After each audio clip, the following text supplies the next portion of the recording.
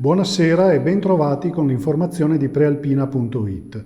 Apriamo il TG con una buona notizia relativa all'epidemia da coronavirus. Anche per la prossima settimana la regione Lombardia sarà bianca, perché anche per questa settimana i numeri sono stati positivi per numero di contagi e per posti occupati negli ospedali e nelle rianimazioni. Ha annunciato oggi il presidente della regione Attilio Fontana. Il presidente ha parlato anche di obbligo vaccinale. Più che un obbligo è meglio che la gente si convinca, ha detto, ma se ancora in molti continueranno ad opporsi, sarà il governo a decidere. Andiamo ora a Saronno, auto fantasma sulle strade della città. Non solo non avrebbe dovuto circolare, ma non risultava nemmeno esistente. L'hanno trovata gli agenti della polizia locale che hanno intercettato il veicolo, una Ford Focus, in via Novara. L'allarme era scattato poco prima. Le telecamere che sorvegliano le zone all'ingresso del territorio comunale avevano segnalato alla centrale operativa la possibile presenza di un mezzo sospetto. Sulla vettura c'era uno straniero originario del Marocco, privo tra l'altro di permesso di soggiorno, occupazione e fissa dimora. Quando ha visto i vigili urbani ha provato a scappare, ma è stato quasi subito raggiunto da un agente motociclista che l'ha fatto accostare. Si è scoperto così che la Focus risultava non solo già precedentemente confiscata, ma addirittura radiata dalla motorizzazione e intestata a un prestanome. Stavolta è stata presa in consegna dalla vigilanza urbana saronnese ed è stata trasferita in un deposito della zona, con un nuovo provvedimento di confisca. Il conducente è stato denunciato a piede libero per ricettazione e non ha voluto spiegare come e dove si fosse procurato il veicolo. Nei suoi confronti è iniziato anche l'iter per l'espulsione dall'Italia. Università. Sono stati 1437 gli aspiranti camici bianchi che oggi hanno partecipato alle prove di ammissione al corso di laurea magistrale a ciclo unico in medicina e in odontoiatria per il prossimo anno accademico.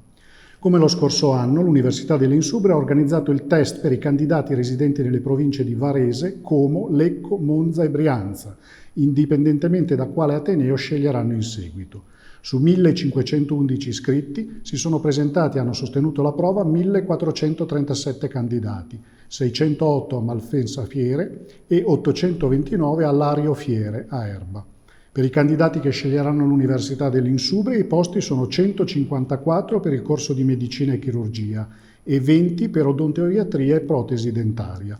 Quest'ultimo valutato come il migliore d'Italia nella recente classifica Censis.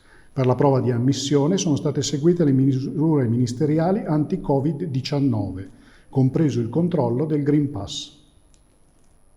Ora andiamo al di là del Lago Maggiore. Allevatori preoccupati per gli attacchi dei lupi e, per questo, obbligati loro malgrado a fare ritorno a valle con il bestiame anticipatamente rispetto al programma iniziale. Da qui una richiesta di aiuto. Appello raccolto dal sindaco di Santa Maria Maggiore Claudio Cottini, che dopo l'ultimo assalto del lupo ad agosto sull'Alpe Soglio ai danni di vitelli ha preso carta e penna chiedendo alla Regione Piemonte interventi risolutivi. La permanenza in alpeggio da parte degli allevatori, scrive Cottini, è sempre più insostenibile. Vivono nel terrore del lupo e chiedono aiuto agli ultimi baluardi del territorio, i sindaci dei comuni montani, che, come in questo caso, non possono fare altro se non sensibilizzare le istituzioni affinché adottino provvedimenti decisivi. Pronta la replica della Regione Piemonte. Da anni, afferma l'assessore all'agricoltura Marco Protopapa, siamo impegnati a fianco degli allevatori per sostenere l'attività zootecnica in montagna. Nel 2021 la Regione ha aumentato da 200.000 a 300.000 euro la dotazione finanziaria rivolta agli allevatori a sostegno dei costi per la difesa del bestiame e per i risarcimenti causati dalle predazioni da grandi carnivori selvatici al patrimonio zootecnico piemontese. Chiudiamo il notiziario con lo sport. Altri 2 bronzi nel nuoto targati Pola Varese alle Paralimpiadi. Per Giulia Terzi la collezione è completa. Dopo le 4 medaglie dei giorni scorsi, 2 d'oro e 2 d'argento, è giunto anche il bronzo, a suggello di una Paralimpiade stellare. La bergamasca della Pola Varese ha chiuso i suoi giochi con i 50 farfalla S7 ed è stata nuovamente protagonista, ottenendo tra l'altro il primato europeo.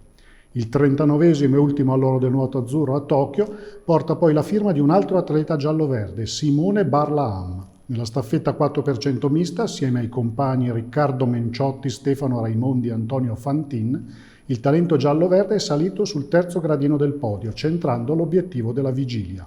Un pezzo di medaglia è anche di Federico Morlacchi, vicino all'addio, che ha qualificato l'Italia per la finale nuotando in batteria. Questa era l'ultima notizia. Il telegiornale di Prealpina.it torna domani alle 13. Buona serata.